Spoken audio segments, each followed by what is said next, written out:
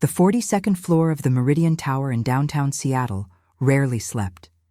Even at 11 o'clock on a Thursday night, the glass and steel monument to American ambition glowed like a vertical constellation, its windows flickering with the restless energy of people who believed rest was for the ordinary. Daniel Ashford had built his empire on that belief.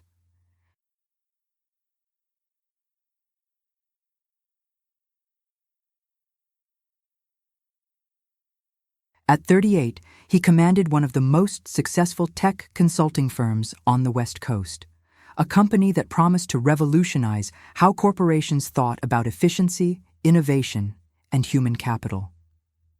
The irony of that last phrase would not be lost on him in the weeks to come, though tonight he moved through his corner office with the assured indifference of a man who had never questioned his place in the world. He was reviewing quarterly projections when he noticed her. Not in the way one notices a person, but in the way one becomes suddenly aware of a persistent sound that has always been there. The hum of the ventilation system, the distant whisper of traffic far below. She was on her knees in the corridor just outside his glass-walled office, scrubbing at a stubborn mark on the marble floor with a concentration that suggested the task held some cosmic significance.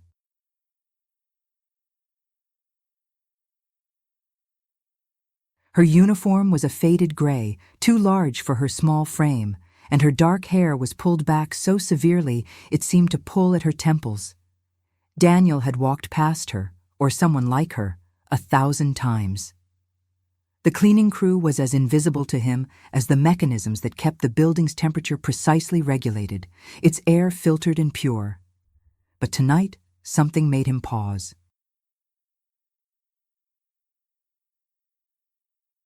Perhaps it was the lateness of the hour, or the way the fluorescent light caught the sharp angle of her cheekbone as she worked, or the almost religious intensity of her movements. She scrubbed the same spot over and over, her shoulders hunched as if bracing against some unseen weight. Daniel found himself watching her through the glass, his spreadsheets forgotten.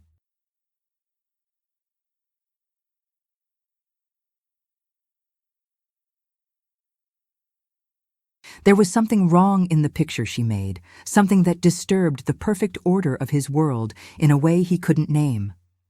When she finally stood, gathering her supplies into a wheeled cart, she moved with a stiffness that spoke of profound exhaustion. She couldn't have been more than 30, but she carried herself like someone decades older, someone who had forgotten what it meant to move without pain.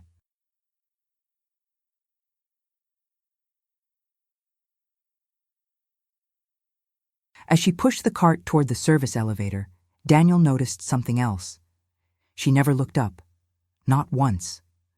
Her eyes remained fixed on the floor, on the cart, on anything but the human beings who might occupy the same space. It was as if she had trained herself to exist in the negative spaces of other people's lives, to be present without presence. The observation lodged itself in Daniel's mind like a splinter.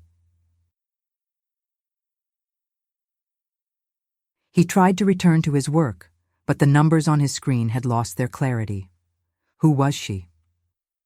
He realized with a start that he couldn't remember ever seeing the same cleaning person twice, as if they existed in some parallel dimension that only intersected with his at these odd hours, when respectable people had gone home to their families and lives. The thought troubled him in a way that felt disproportionate to its significance. He was not a man given to sentiment or social crusading. He had built his success on clear-eyed pragmatism, on understanding that the world was a marketplace of transactions and every person was responsible for negotiating their own value. Yet as he finally shut down his computer and prepared to leave, he found himself waiting. The service elevator had taken her down, but he knew the cleaning crews worked multiple floors.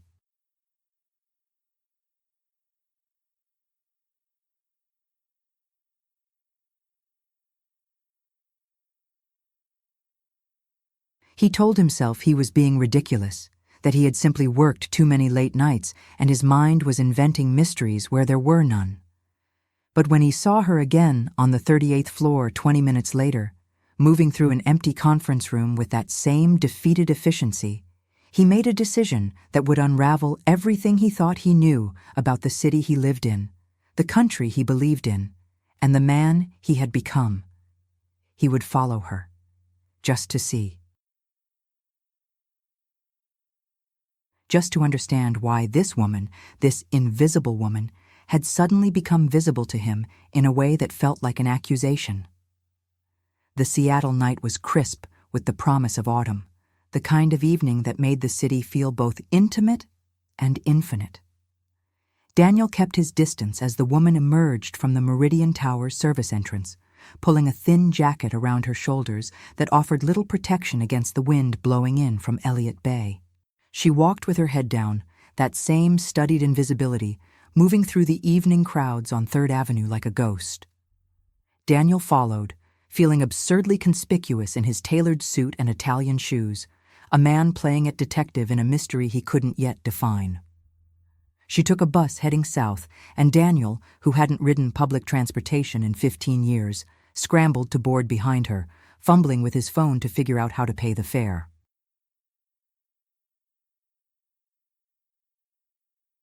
She sat near the back, staring out the window at the passing city with an expression of such profound absence that Daniel wondered if she was even seeing it. The bus carried them away from the gleaming downtown core, through neighborhoods that grew progressively darker, more weathered, until they reached an area Daniel barely recognized as part of the same city he called home.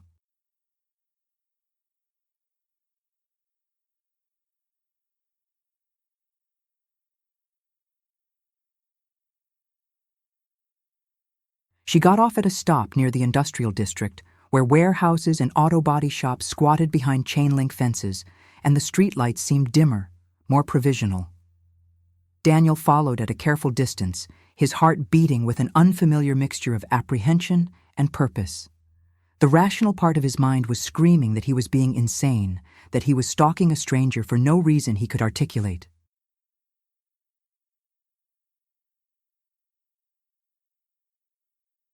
But something deeper, some instinct he had spent decades training himself to ignore, insisted that he continue. The woman turned down a narrow street lined with forgotten buildings, structures that seemed to exist in the cracks of the city's attention. She stopped at one of them, a low brick warehouse with blacked-out windows and a single door marked only by a faded number. Before she could knock, the door opened from inside, and a large man filled the frame. Even from 50 yards away, Daniel could see the way she shrank before him, her body language shifting from exhaustion to something more primal. Fear. The man said something Daniel couldn't hear, and the woman nodded rapidly, her head bobbing in agreement or apology. The man's hand shot out and grabbed her arm, pulling her inside with a force that made Daniel's hands clench into fists.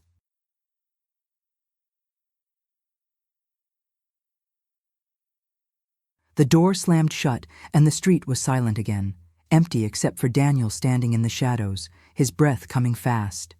He approached the building slowly, every instinct screaming at him to call the police, to turn around, to pretend he had never seen what he just saw. But he didn't. Instead, he circled the building, looking for windows, for any glimpse of what was happening inside.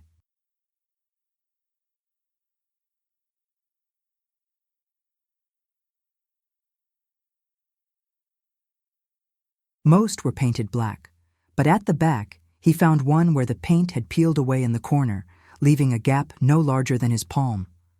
What he saw through that gap would haunt him for the rest of his life. The interior was a single large room, divided by hanging sheets and makeshift walls made from pallets and plywood. Narrow cots lined the walls, 20 or more, each occupied by a figure.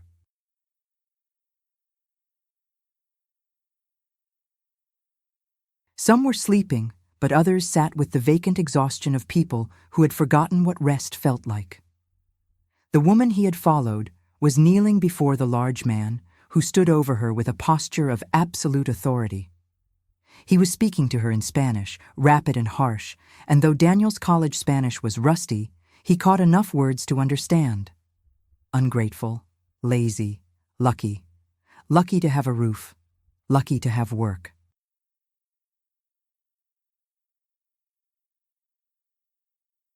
Lucky that he, Carlos, had saved them from whatever hell they had come from, though the hell he had provided seemed to Daniel indistinguishable from the one he claimed to have rescued them from. The woman, he needed to know her name, he realized with sudden urgency, kept her head bowed, accepting the verbal assault with the practiced stillness of someone who had learned that any response only made things worse.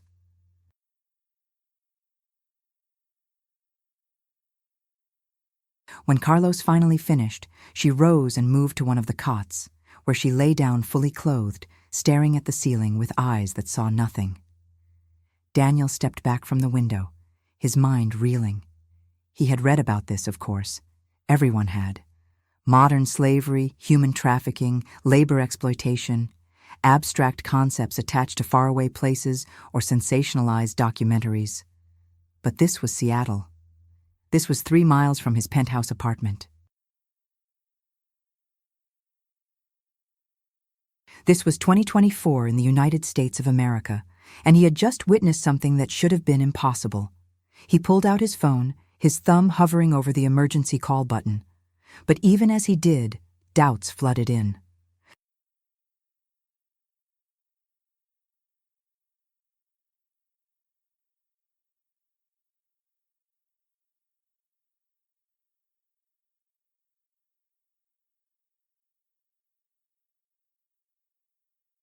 What would he tell them? That he had followed a woman from work and peeked through her window? That he suspected something illegal based on a conversation in Spanish he barely understood? And what would happen to her, to all of them, if he called? Would they be rescued, or would they simply disappear into an immigration system that was as likely to punish them as protect them? Daniel stood in the alley behind the warehouse, the weight of his privilege pressing down on him like a physical force. He had spent his entire life believing in systems, in procedures, in the machinery of American justice and opportunity. But standing here in the dark, watching his breath turn to mist in the cold air, he understood with terrible clarity that the systems he trusted were blind to people like the woman inside. They were designed to be blind, to look away, to allow men like him to build their empires on foundations they never questioned. He couldn't call the police, not yet.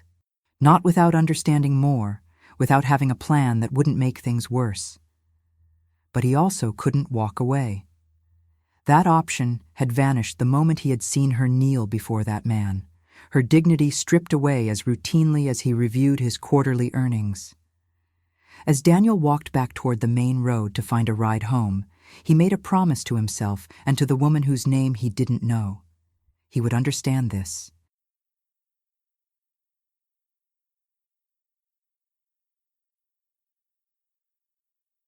He would learn how this was possible, how the invisible infrastructure of his comfortable life was built on the backs of people who had been trained to disappear. And then he would decide what kind of man he wanted to be, the kind who looked away or the kind who did not. The answer seemed obvious. But Daniel Ashford, for all his intelligence and success, had never confronted a problem that couldn't be solved with money, strategy, or force of will.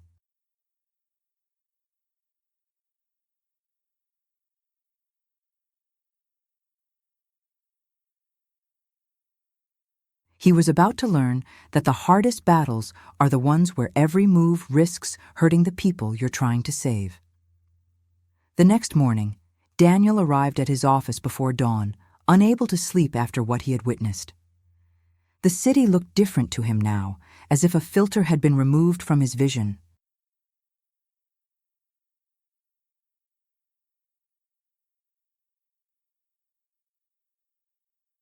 The cleaning crews moving through the lobby, the kitchen workers arriving at the cafe across the street, the men and women emptying trash and scrubbing floors. He saw them all with new eyes, wondering which ones went home to beds and which ones to cots in warehouses, which ones were free and which ones were trapped in a system designed to keep them invisible.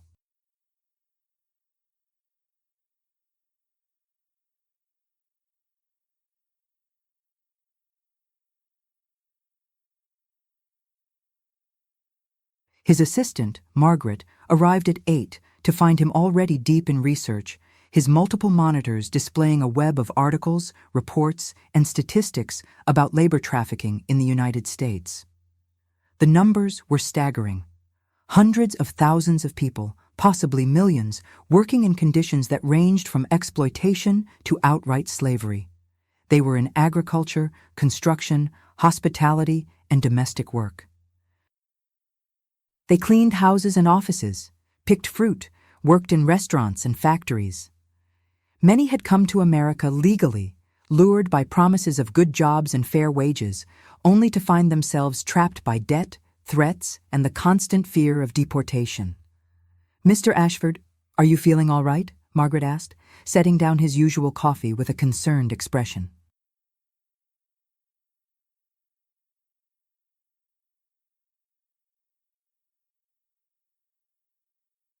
She had worked for him for 6 years and had never seen him look so disheveled, his tie loosened and his usually perfect hair standing on end from running his hands through it.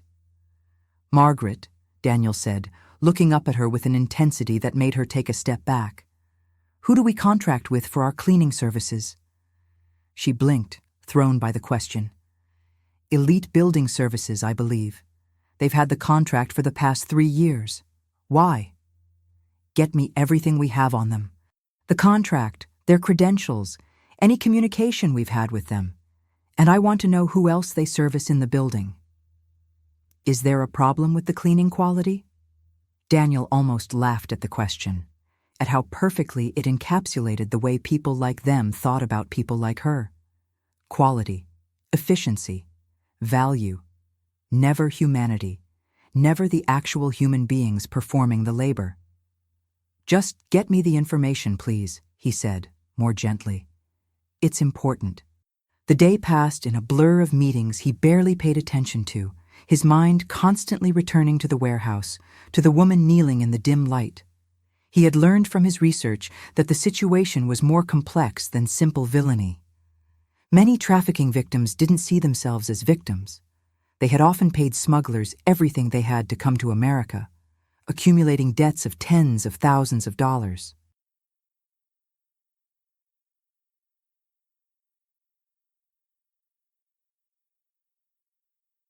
The people who controlled them, the traffickers, positioned themselves as benefactors, as the only ones who could help them work off those debts and avoid deportation. It was a psychological trap as effective as any physical one. By late afternoon, Daniel had compiled a dossier on Elite Building Services. On paper, they were legitimate, licensed, bonded, with all the proper documentation. But Daniel's years in business had taught him to read between the lines. The company was a shell, its ownership buried behind layers of LLCs and offshore entities. The workers were almost certainly independent contractors, which meant no benefits, no protections, no paper trail connecting them to anyone.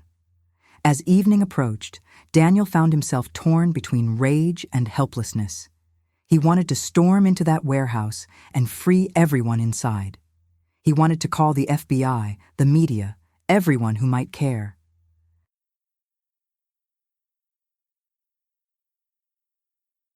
But he kept hearing a voice in his head, maybe his conscience, maybe his caution, reminding him that good intentions could have catastrophic consequences. These people were vulnerable not just to their traffickers, but to the entire immigration enforcement apparatus. One wrong move could scatter them to the winds, or worse, get them deported back to situations even more desperate than the one they were in now. He needed to be smart about this, strategic. But strategy required information, and information required access, which meant he needed to do something that terrified him more than any business negotiation ever had. He needed to talk to her. He needed to know her name, her story, what she needed. And he needed to do it without making things worse, without spooking her or alerting the people who controlled her.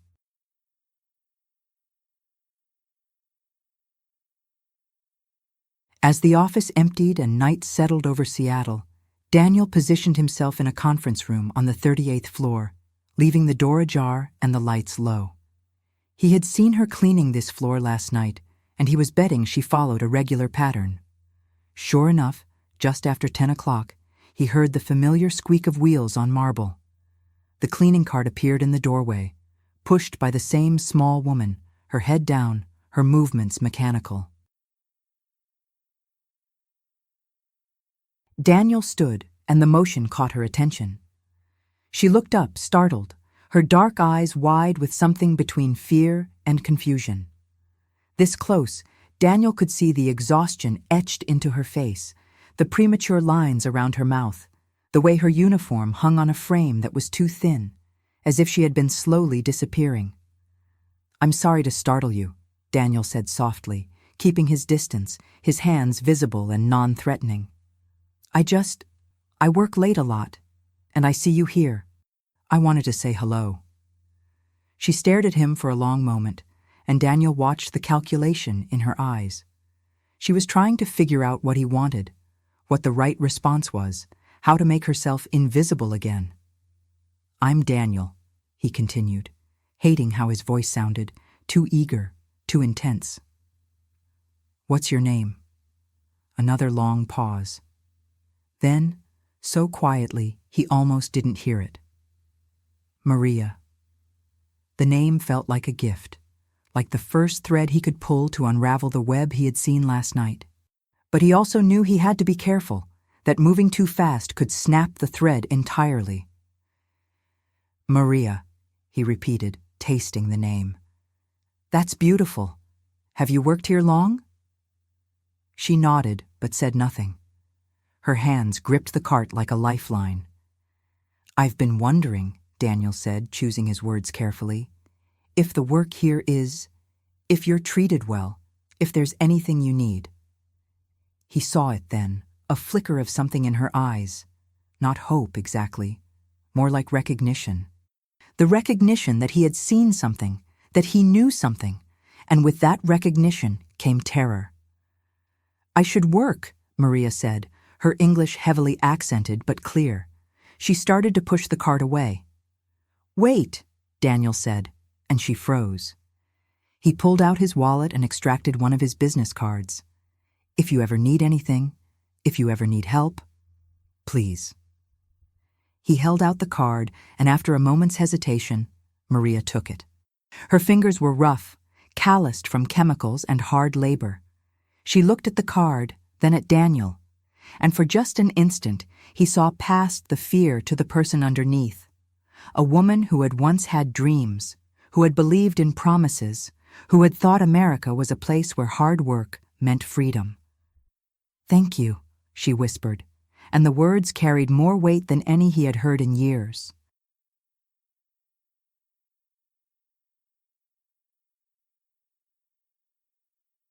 Then she was gone, pushing her cart down the hallway, leaving Daniel standing in the dim conference room with the feeling that he had just crossed a threshold he couldn't uncross. He had made himself visible to her, which meant he was now part of her story. And stories, once started, demanded to be finished. Maria did not sleep that night. She lay on her cot in the warehouse, the business card hidden in her sock, feeling its presence like a burning coal against her skin.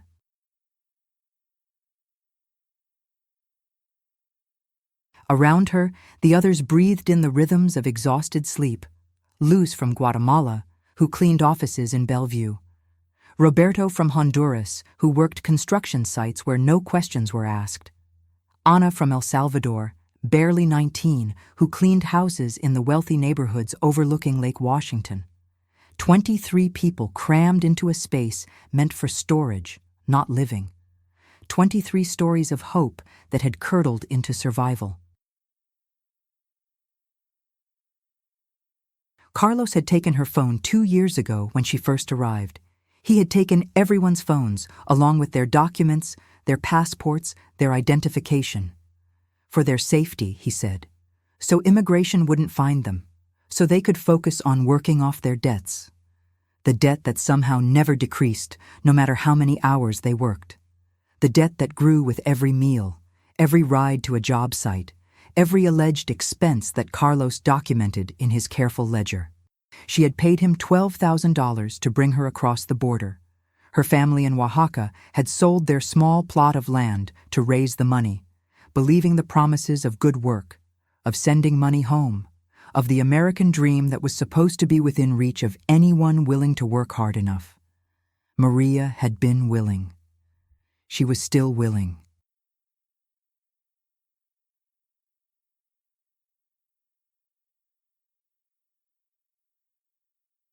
But willingness meant nothing when you were invisible, when your labor was extracted like natural resources, when your humanity was an inconvenience to be managed. The business card felt like a trap. Carlos had warned them about kind Americans, about people who seemed to want to help but really wanted to call immigration, to get them deported. "Better the devil you know," he said. "At least here you have work."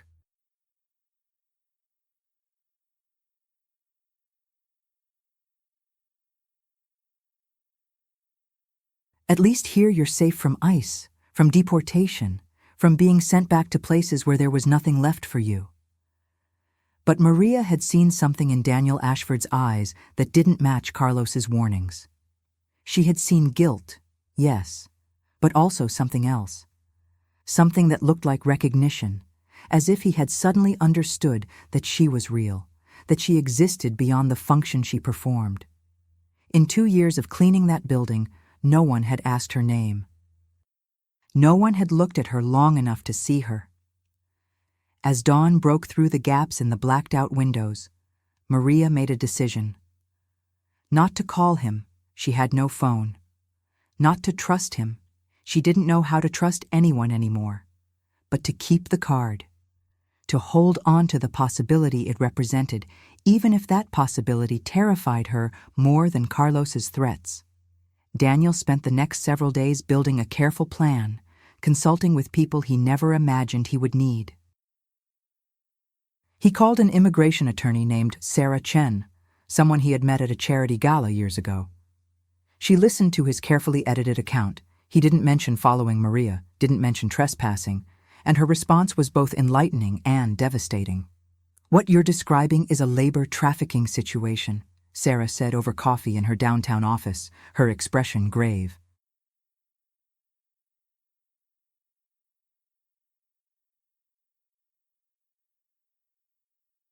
"It's more common than most people realize, especially in industries like cleaning, agriculture, construction. The victims are trapped by a combination of debt bondage, psychological manipulation, and fear of deportation." "But there must be protections," Daniel insisted. "Laws, programs to help them." "There are," Sarah acknowledged. "T visas for trafficking victims, protections under federal law." But accessing those protections requires the victim to come forward, to cooperate with law enforcement, and that's where it gets complicated. Many victims don't trust the authorities.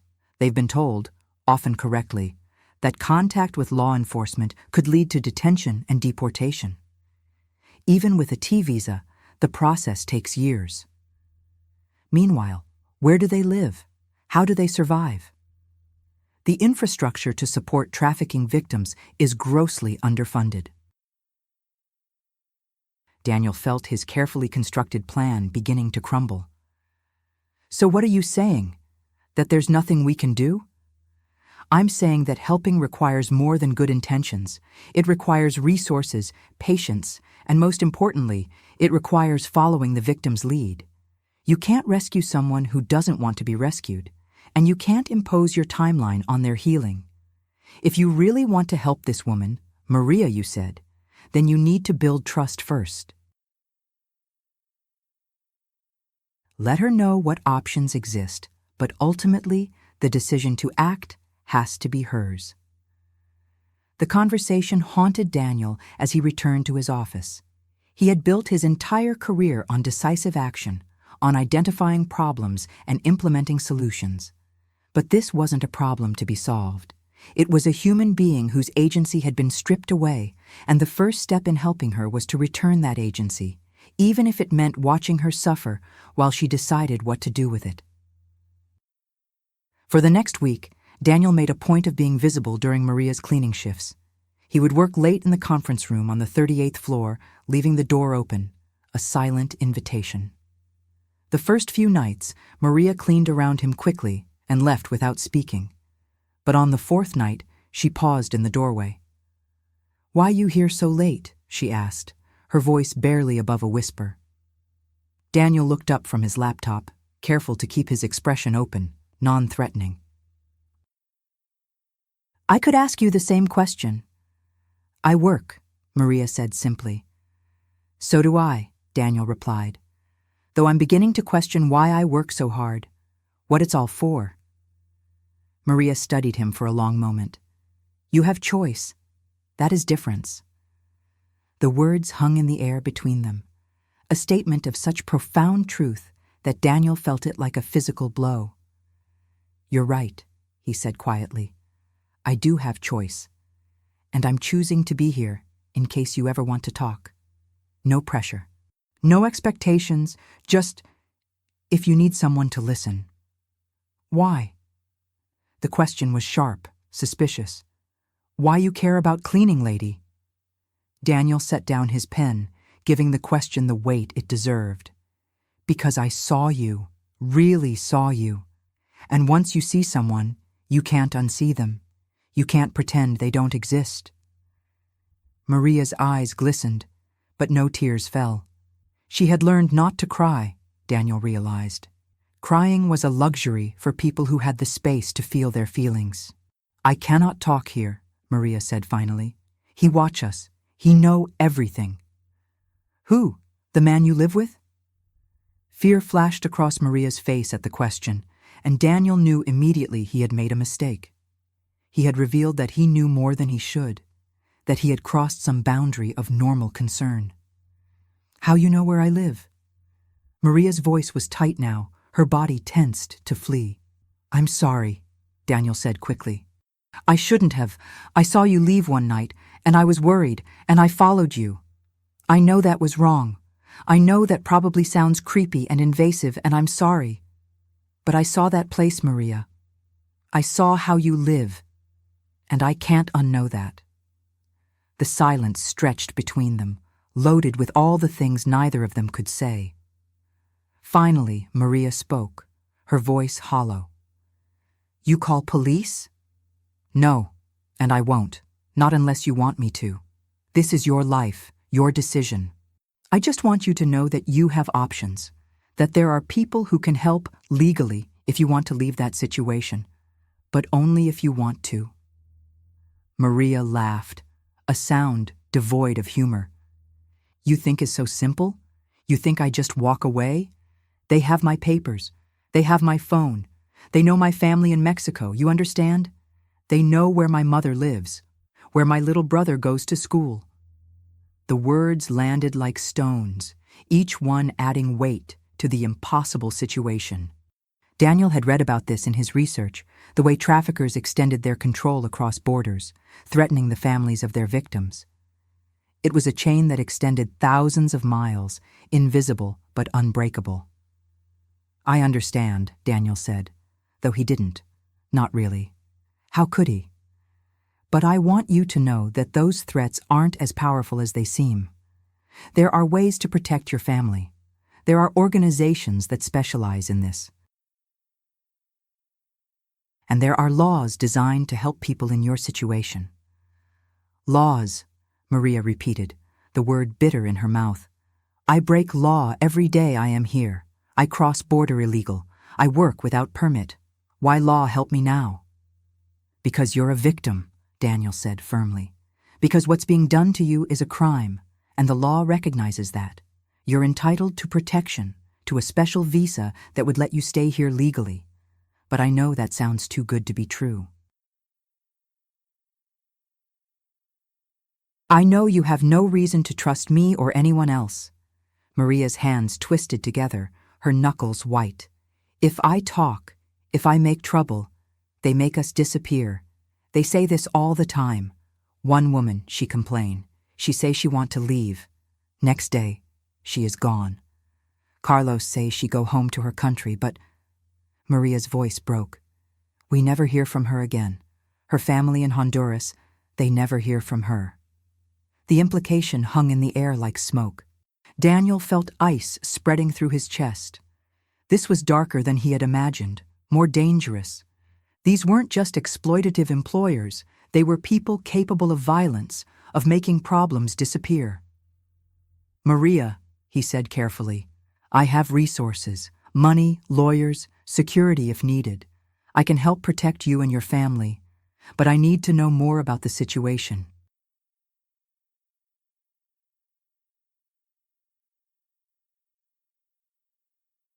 "How many people are there? Who's in charge? Do you know where they keep your documents?" Maria backed away, shaking her head. "No. No, I cannot. It's too dangerous. You do not understand what they do, what they're capable of."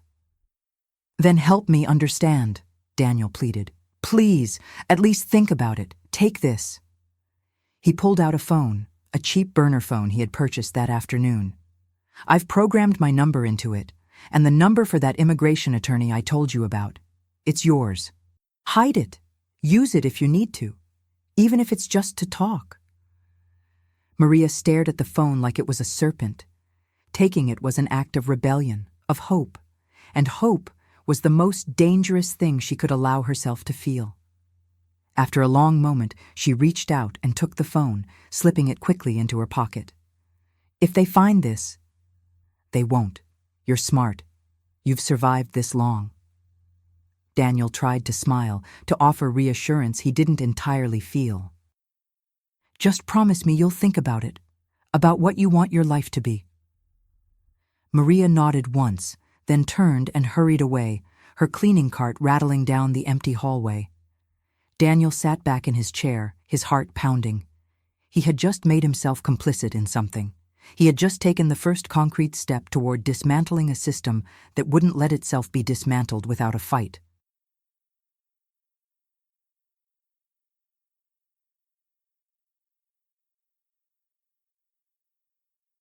But as he gathered his things to leave, he felt something he hadn't felt in years, purpose that extended beyond profit margins and quarterly reports. He felt like he was finally using his power for something that mattered, even if that power proved to be far more limited than he had ever imagined. 3 days passed before Maria called. When Daniel's phone rang at 2 a.m, he was instantly awake, his heart hammering.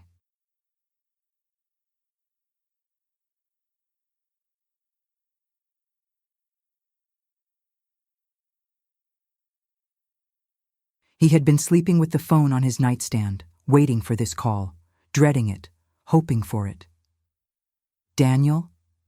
Her voice was barely audible, strangled with fear or tears or both.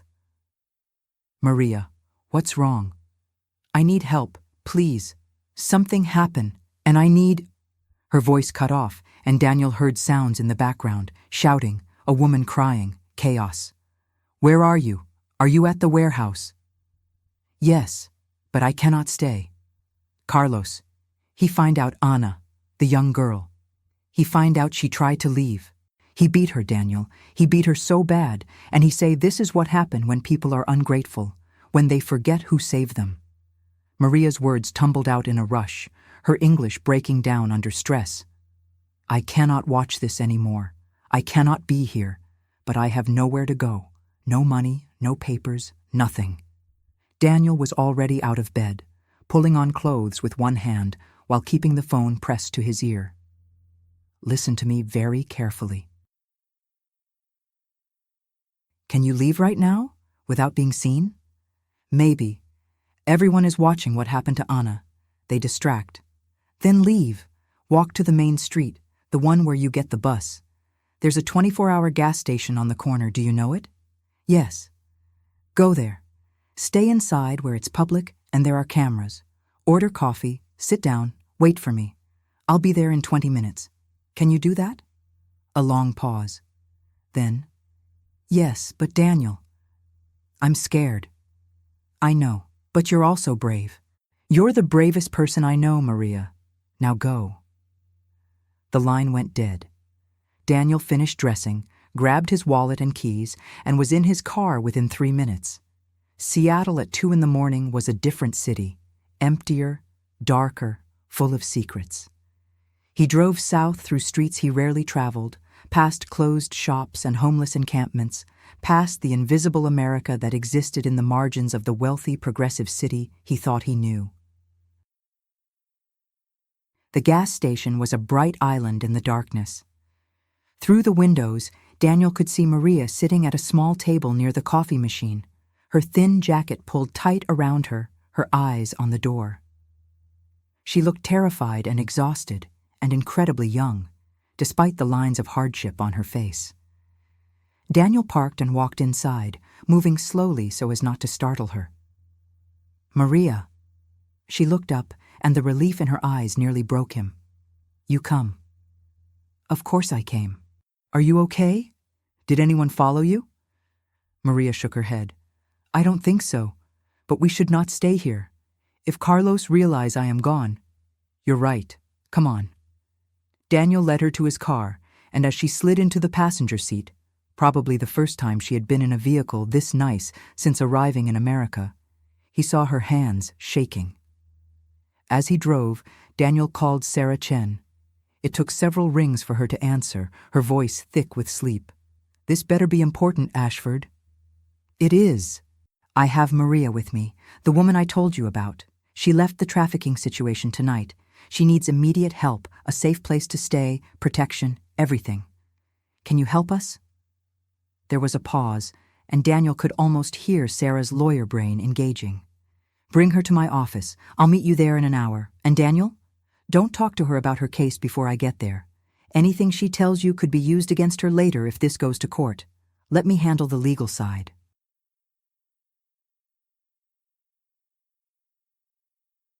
They drove in silence for a while, the city passing by outside the windows. Finally, Maria spoke.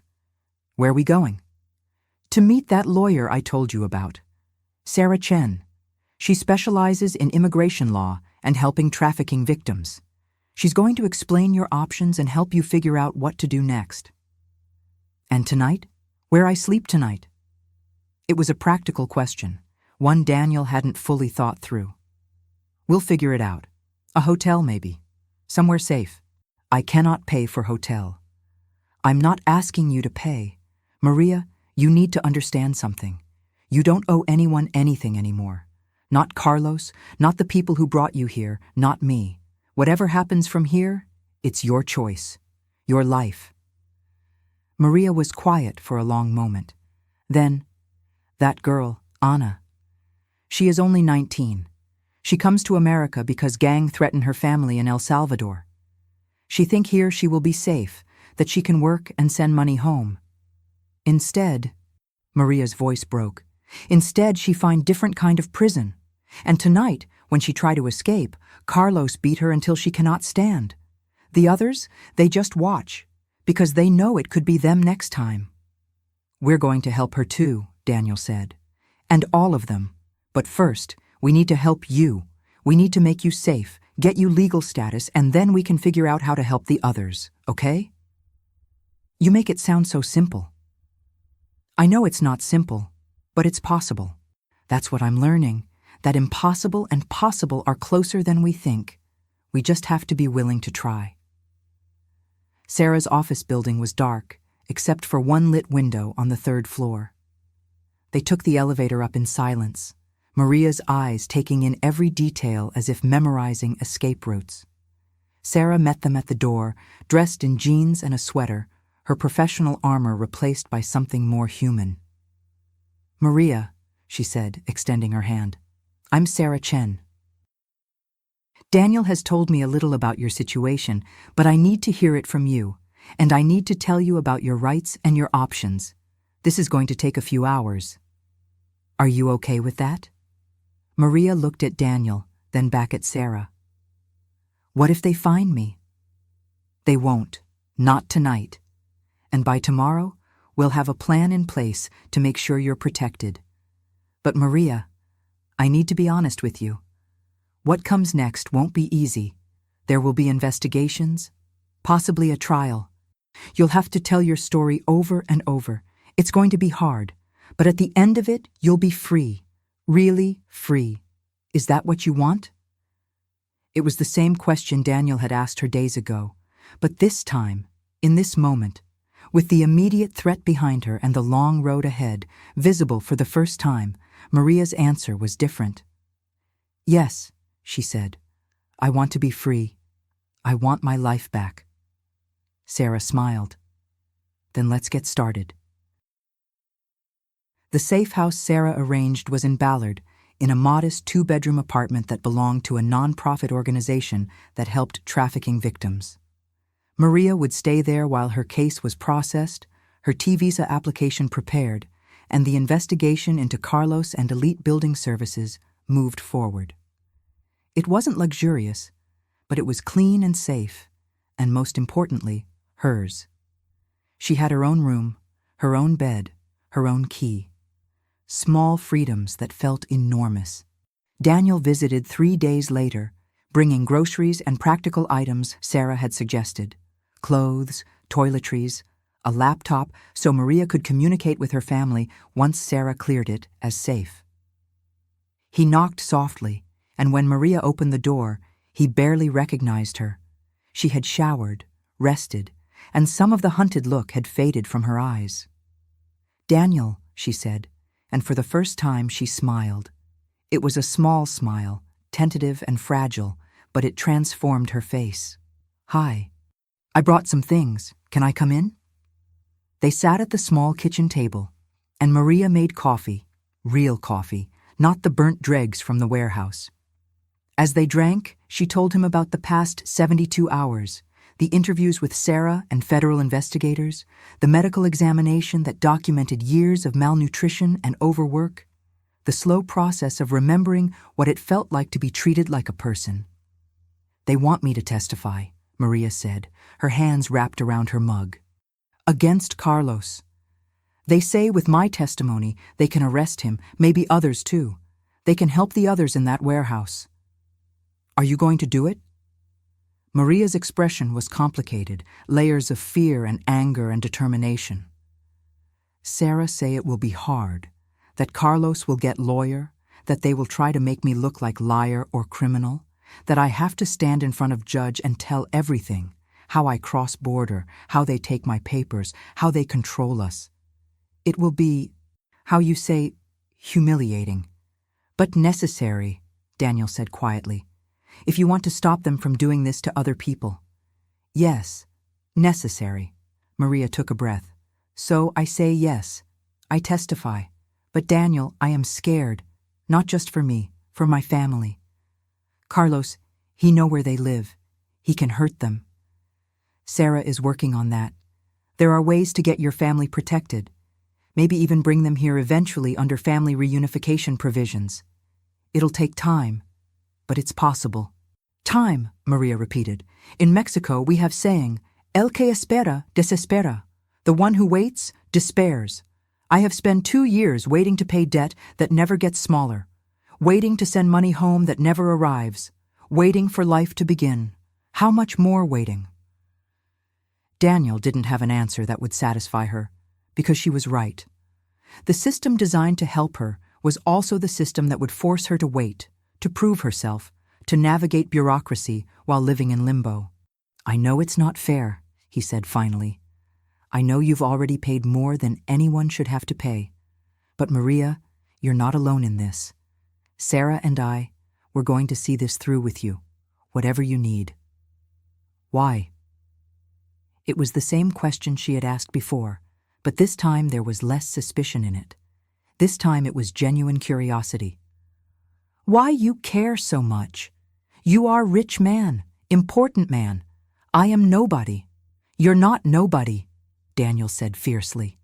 "You're a person who deserves dignity and justice. And as for why I care..." He paused, trying to find words for something he was only beginning to understand himself.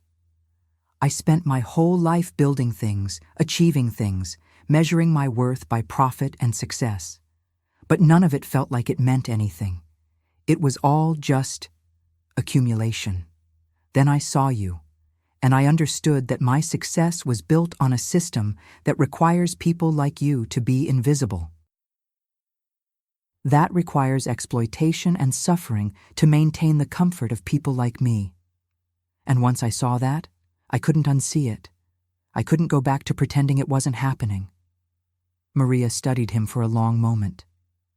You feel guilty? Yes, Daniel admitted. I feel guilty, but it's more than that. I feel responsible, not for what Carlos did to you, that's on him, but for being part of a world that made it possible, for benefiting from it without questioning it. And now you want to fix it, Maria said. It wasn't quite a question. I want to try. I don't know if I can fix the whole system, but I can help you. I can make sure Carlos faces justice, and maybe that's a start. They sat in silence for a while, drinking their coffee, the morning light filtering through the windows of the apartment. Finally, Maria spoke again. You know what is strange? In that warehouse I have no freedom, but I also have no choices.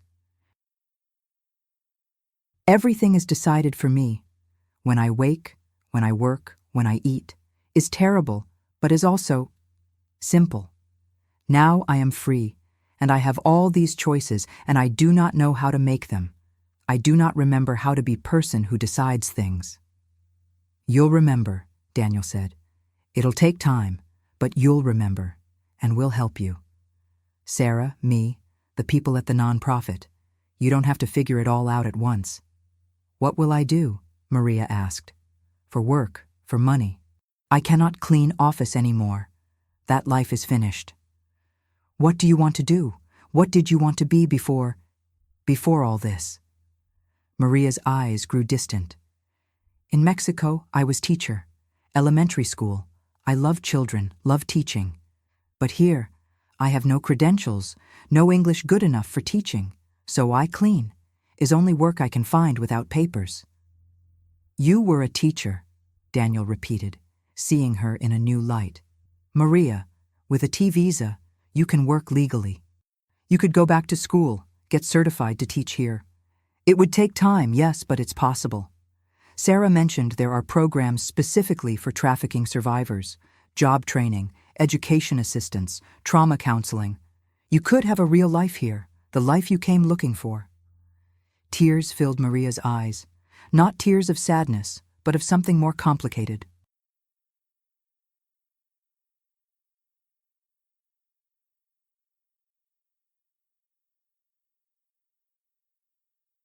Grief for the time lost, hope for the time ahead, and the overwhelming feeling of possibility after years of having none. I want that, she whispered. I want my life back. I want to be Maria Rodriguez again, not just the invisible cleaning lady, not just number in Carlos's book. Then we'll make it happen, Daniel promised, one step at a time. As he left the apartment that morning, Daniel felt something shifting inside him. His entire understanding of success, of what it meant to use his privilege and power, was being rebuilt from the ground up. He had thought he was rescuing Maria, but in truth, she was saving him from a life of meaningless accumulation, from the comfortable blindness that let him sleep at night while people like her suffered in the margins. The road ahead would be long and difficult. Carlos would fight the charges. The investigation would be complicated. Maria would have to relive her trauma in court. But for the first time in his life, Daniel Ashford felt like he was building something that mattered. Not a company or an empire, but a small piece of justice in a world that desperately needed more of it. The federal courthouse in downtown Seattle felt like a temple of marble and judgment. Maria sat in the witness waiting room, her hands folded in her lap, wearing a simple blue dress Sarah had helped her choose.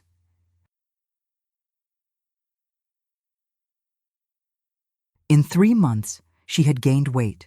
Her hair had grown healthier, and the hunted look had faded from her eyes. But today, as she prepared to testify against Carlos Mendoza and his network, the old fear crept back like winter fog. Daniel sat beside her, offering silent support. He had been there for every step, the depositions, the therapy sessions, the long nights when Maria doubted everything. His business had suffered from his distraction, but he found he didn't care. Some things mattered more than quarterly reports. "They're ready for you," Sarah said, appearing in the doorway. Her expression was confident, but Maria could see the tension in her shoulders. This case had become personal for her, too. The courtroom was smaller than Maria expected, less dramatic than television had led her to believe. But Carlos was there, sitting at the defense table in a suit that made him look almost respectable. When his eyes found Maria's, she saw the threat in them, the promise of consequences. Her hands trembled. Then she felt Daniel's presence behind her in the gallery, felt Sarah's steady guidance as she approached the witness stand, and remembered why she was doing this. Not just for herself, but for Anna, for Roberto, for Luz, for all the invisible people still trapped in warehouses and basements across the city. She raised her right hand and swore to tell the truth. And then she began to speak. Maria told them everything: the promises made in Oaxaca, the dangerous border crossing, the debt that grew like a living thing. She described the warehouse, the threats, the way Carlos controlled every aspect of their lives. Her voice shook at times, but it never broke. She was reclaiming her story, refusing to let shame silence her anymore. Carlos's lawyer tried to discredit her, suggesting she had come willingly, that she was lying to avoid deportation. But Maria held firm. "I came for opportunity," she said clearly. "I stayed because I was trapped. There is difference." When she finally stepped down, 3 hours later, Maria felt lighter.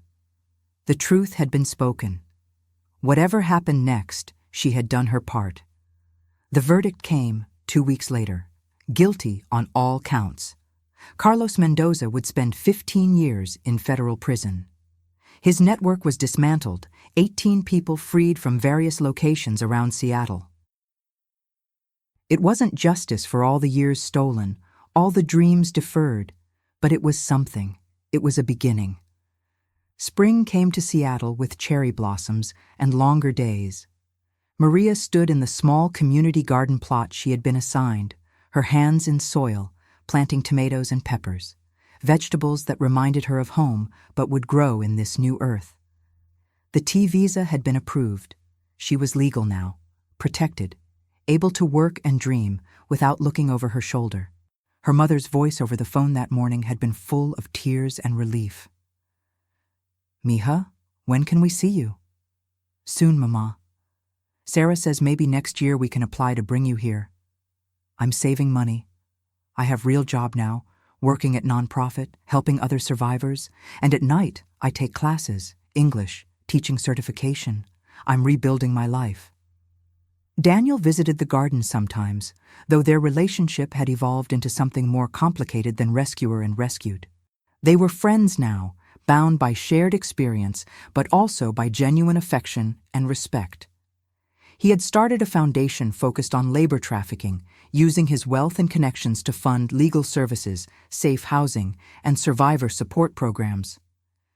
"I've been thinking," Daniel said, kneeling beside her in the dirt, his expensive suit forgotten, "about what you said once, about choice. How you didn't remember how to make choices after years of having none. I didn't understand then. But I think I do now. We're all making choices every day about what kind of world we want to live in.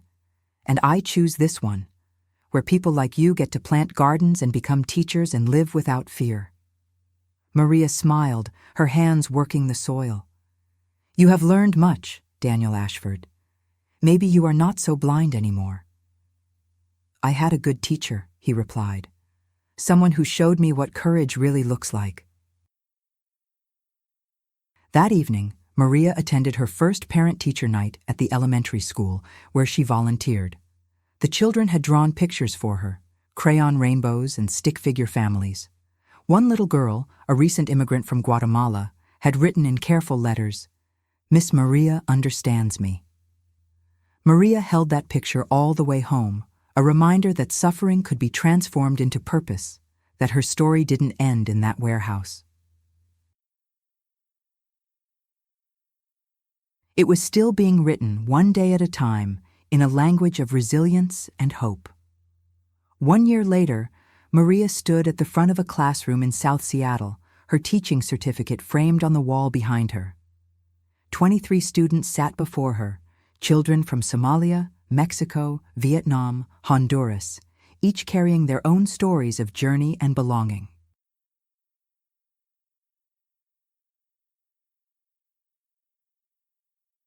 She taught them math and reading, but also something more important, that they mattered, that they were seen, that this country could be what it promised to be if enough people chose to make it so. After class, Daniel arrived for their weekly coffee, a tradition they had maintained, a friendship forged in crisis, but sustained by genuine connection. He looked different now, too, less polished but more present, as if he had finally figured out what his privilege was for. "I have news," Maria said, unable to contain her smile.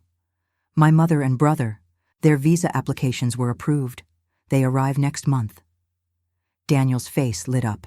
"Maria, that's incredible. Everything you've worked for." "We," Maria corrected gently. "Everything we worked for. You, Sarah, the people at the non-profit. I did not do this alone." "No," Daniel agreed. "None of us do anything truly important alone. That's what I've learned from you." They walked through the neighborhood as evening fell, past shops and houses, past lives being lived in all their messy complexity. Seattle looked different to both of them now. Not a city of invisible people and visible monuments, but a community of souls trying to find their way forward together. "Do you ever think about that night?" Daniel asked. "When I followed you to the warehouse?" "Every day," Maria said. "But not with anger anymore. Maybe it was fate, maybe just chance. But something made you see me when I needed to be seen. Something made you care when it would have been easier not to." "I think it was you," Daniel said simply. "Your humanity was so strong, even Carlos couldn't completely erase it. I just finally opened my eyes." Maria stopped walking and turned to face him.